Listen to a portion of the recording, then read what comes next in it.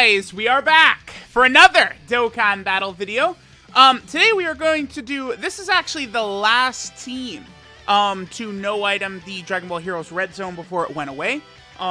We are just going to dominate this. We're using Gamma 2's team.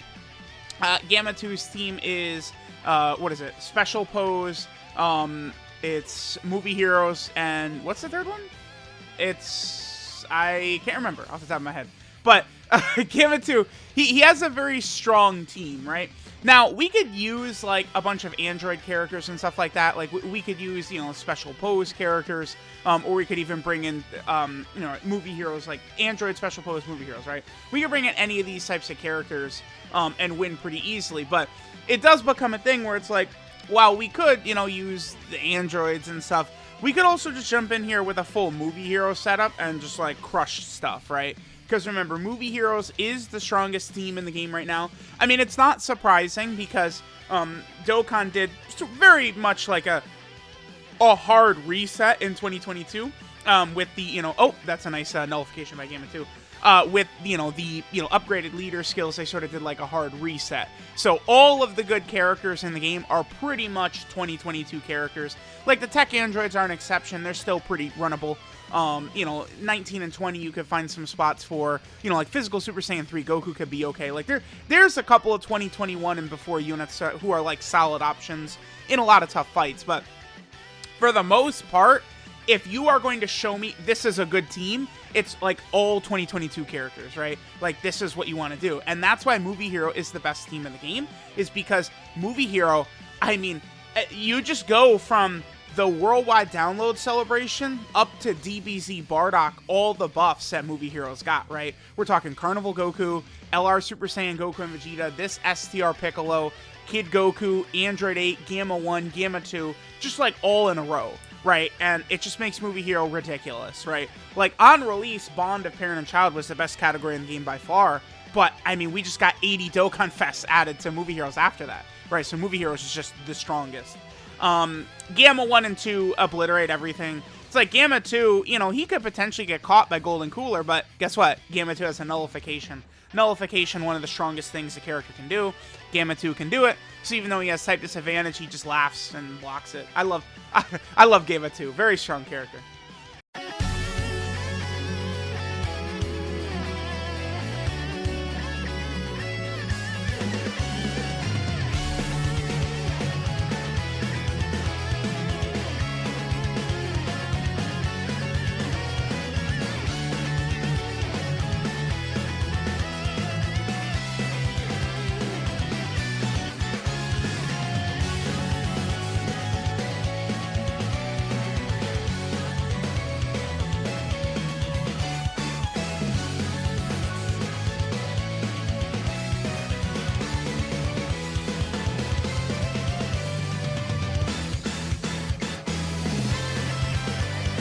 Alright, now we're moving on to the fight against Fu.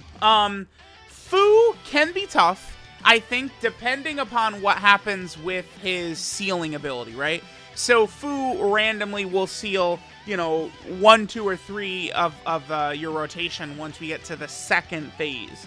So that certainly could be a bit of an issue for us, I think. Fu potentially sealing us, but when I say it's a bit of an issue, it's for like AGL Cell's team, it's an issue.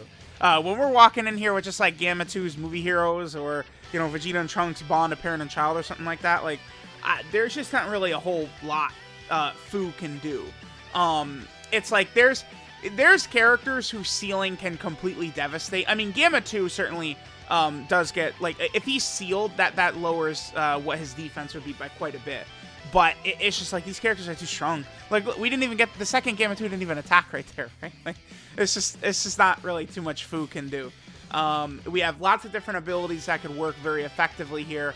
Carnival Goku potentially could revive if we need it, right? Kid Goku has his damage reduction abilities and stuff like that. It's just things are very, very easy with this Movie Hero setup, right? That we're running here. So there we go. There's the Fu fight. Fu can be tough, but I mean, against this team, I mean, this is like damn near the strongest setup you can run in the game. Is like this right here. Like this is as close as it gets.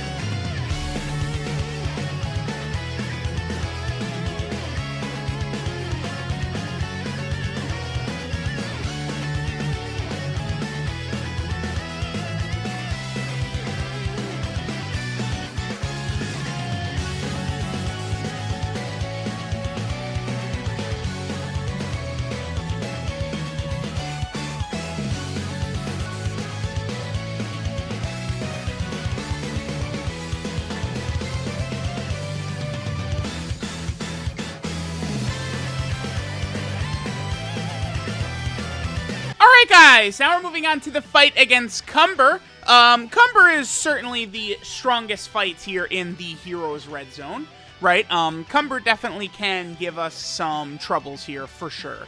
But the thing about Cumber is, while he is tough, and he is one of these million damage super attack bosses, it's still going to be difficult for him to sort of penetrate this setup we've got going.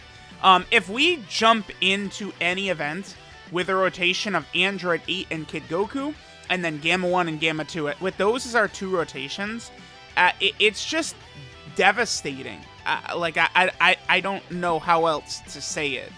It's just devastating. So with our rotation sort of set up like this, it's like these bosses, it's like, because it's like if we're floating like Gamma 2 or STR Piccolo or Carnival LR Goku, it's like where is Cumber catching us? Like he can't catch us, right? So I don't know. Now Great Ape Cumber, depending upon the team, could be annoying, right? You know, with his Great Ape normals, but against the Gammas and stuff, like, it's just not, he's not gonna be able to do anything. Remember that Cumber does increase his damage when, oh, nice. Yes, beautiful. Every video we dodge super attacks, man. Come on. My Gamma does have a he does have full dodge. My Gamma 2 has full dodge, and he dodged a super attack, but that's what he's needed to do. Gamma 2 would have taken damage there, but I mean, we would not have lost if Gamma 2 ate that, right? Just pretend that was like the Metal Cooler Core super attacking right there, and we won because of his dodge, right? Just pretend. But Cumber does, we see right here, he does attack debuff and stuns, and his damage increases for the turn when he supers in Great Ape form. So if Cumber super attacks, then he does his Great Ape normals after that are the AoE, they'll do increased damage. Because of the fact that he, whatever, because of the fact that he supered. But again, against this team, our team is just too strong. They're too good defensively, too good offensively, right? Like, it's just, there's not really too much that can be done. Don't forget to, one thing that's often overlooked with the Gammas, everyone focuses in on their raw firepower, their strong defenses. But, I mean, don't forget that Gamma 2 has his nullification. Both Gamma 1 and 2 are supporting. And then Gamma 1 does have a counter, although a counter against melee supers, I feel like is pretty worthless.